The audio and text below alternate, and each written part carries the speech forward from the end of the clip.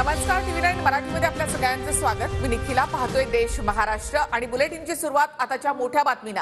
शिंदेंच्या शिवसेनेनं हिंगोलीचा आपला उमेदवार बदलला आहे। बाबूराव कदम कोळीकर आता हिंगोलीमधून शिंदे गटाचे नवे उमेदवार असतील। हिंगोलीमधून हेमंत पाटील यांची उमेदवारी रद्द करण्यात आली आहे।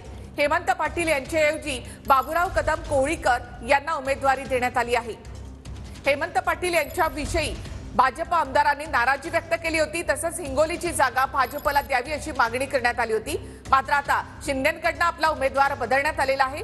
हेमंत पाटील यांची उमेदवारी रद्द झाली असून बाबूराव कदम कोळीकर हे आता शिंदे गटाचे नवे उमेदवार असतील।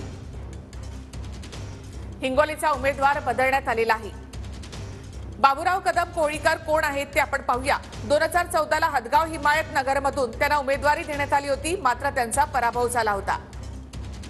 2019 मध्ये बाबूराव कदम कोळीकर यांच्याकडून शिवसेनेसोबत बंडखोरी करण्यात आली।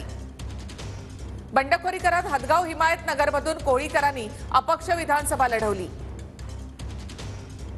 बाबूराव कदम शिवसेना नांदेड जिल्ह्याचे 5 वर्ष जिल्हा प्रमुख होते।